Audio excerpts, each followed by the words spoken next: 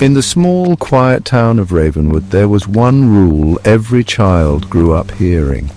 Never go into the woods after dark. Parents would tell stories about the strange things that happened to those who didn't listen.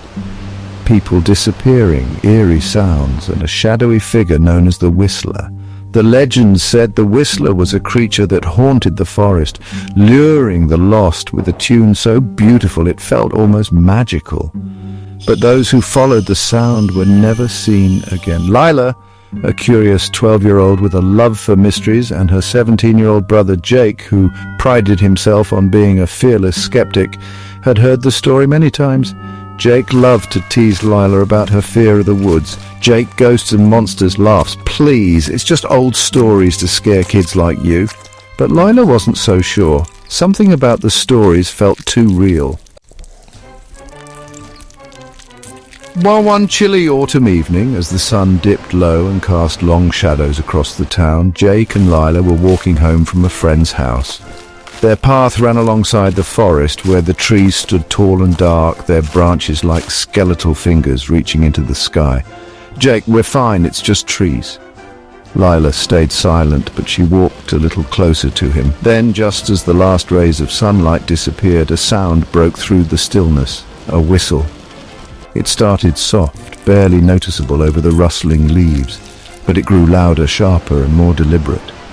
The tune was haunting, a slow, twisting melody that sent a chill down Lila's spine. "Lila, did you hear that?" Whispering, clutching Jake's arm. Jake, frowning, trying to act unbothered. "It's probably just the wind, or some bird." "Lila, no bird whistles like that." Voice trembling. The whistle came again, closer this time. It seemed to echo through the air, but when they looked around, there was no one in sight. Jake, finally stopping. "Okay, maybe it's a prank, someone messing with us," but Lila wasn't convinced. Her eyes darted to the trees where shadows shifted and danced. She could have sworn she saw something, a tall, thin figure moving between the trunks. "Lila, Jake!" Voice barely audible. "I think someone's in there." "Jake!" Squinting into the woods, confidence starting to crack. "There's nothing there. Let's just keep going." They quickened their pace, but the whistling followed them, weaving through the trees. It was no longer a melody, but a beckoning call, pulling at them like invisible hands. "Jake!" Finally shouting, "Run!" Grabbing Lila's hand. They bolted down the path, the sound of their footsteps mixing with the eerie tune. The forest seemed alive, its branches clawing at them as they passed. Lila stumbled, nearly falling, but Jake pulled her up and kept running. As they reached the edge of the woods, the whistling stopped. The sudden silence was deafening. Jake and Lila stood there, gasping for air, their breaths visible in the cold night. For a moment they thought they were safe. Lila, eyes widening in horror. "Jake!" He turned slowly. At the edge of the forest, just behind the nearest tree, stood a figure. It was tall and unnaturally thin, its body wrapped in tattered, shadowy cloth that fluttered in the breeze. Its face was hidden beneath a hood, but its long, bony fingers held a wooden flute to its lips. It didn't move, it didn't chase, it simply stood there, playing its haunting tune. Jake, stammering, backing away. What is that?" The figure tilted its head as if studying them. The whistle stopped, and for a moment all was silent. Then a low, guttural sound echoed from deeper within the woods, a sound that seemed to come from something far larger, far more terrifying. "Lila," grabbing Jake's arm, "we have to go now." They turned and sprinted home, slamming the door behind them. They didn't tell their parents. They wouldn't believe them. But that night, neither of them slept. The next day, Jake tried to laugh it off. It was probably just some weirdo playing a prank, though his voice lacked conviction. But Lila noticed he avoided walking near the woods after that. Weeks passed, and life in Ravenwood returned to normal. But one evening, as Lila sat in her room, she heard it again, the whistle, She froze, her heart pounding. It was faint, coming from outside her window. She forced herself to look, her breath catching in her throat. There, at the edge of the forest, stood the figure. Still as a statue, its flute poised at its lips. The tune shifted, and this time it carried a single whispered word. "Come." Lila backed away, closing her curtains and hiding under her blankets. The whistling continued for what felt like hours before fading into silence. From that night on, she and Jake avoided the woods entirely. They never spoke of the whistler again, but they knew it was still out there waiting. And every so often, on quiet nights when the wind was just right, they could still hear it.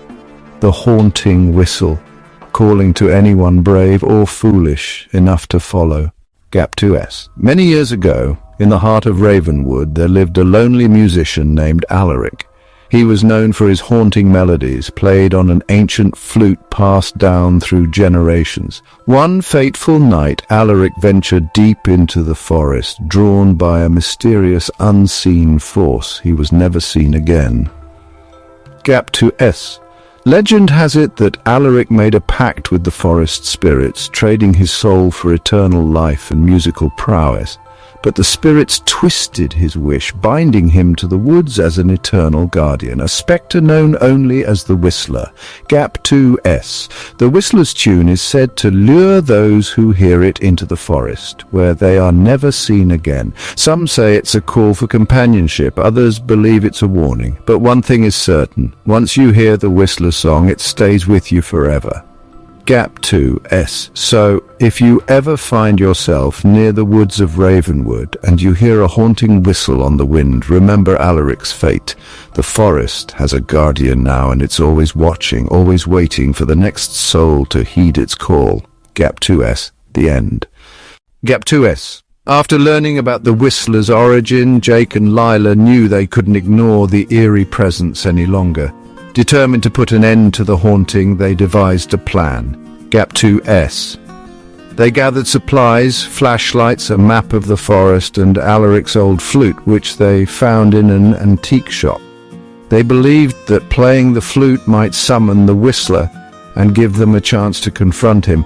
Gap 2S. As they prepared to venture into the woods, the air grew colder and the familiar haunting whistle echoed in the distance. Lila's heart pounded, but Jake squeezed her hand reassuringly. This time they wouldn't run. This time they would face the legend head-on.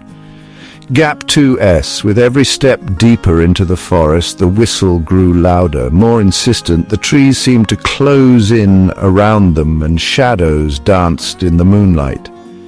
Gap 2S. They reached the heart of Ravenwood, where the whistle was deafening. Jake took a deep breath and raised the flute to his lips.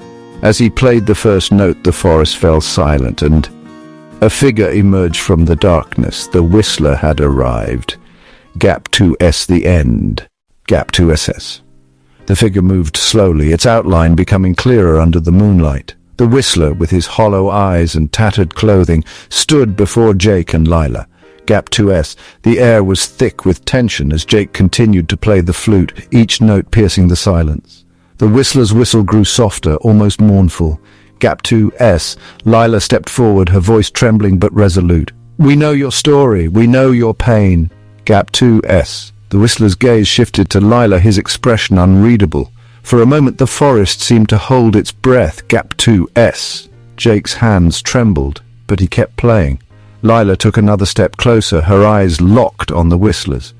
"You don't have to haunt these woods anymore. You can find peace." Gap 2S. The Whistler's whistle ceased, replaced by an eerie silence. Slowly he reached out a hand, and Lila extended hers in return. Gap 2S. As their hands touched, a gust of wind swept through the forest, and the Whistler began to fade. His form dissolved into the night, leaving behind only the whisper of a final, haunting note. Gap 2S. Jake and Lila stood in the clearing, the weight of the moment settling over them. They had faced the Whistler and survived. Gap 2S. The forest, once filled with fear, now seemed eerily calm. They knew the legend of the Whistler would live on, but his haunting presence was gone. Gap 2. As they made their way back home, the first light of dawn breaking through the trees, they felt a sense of closure. The Whistler's story had ended, and so had their fear.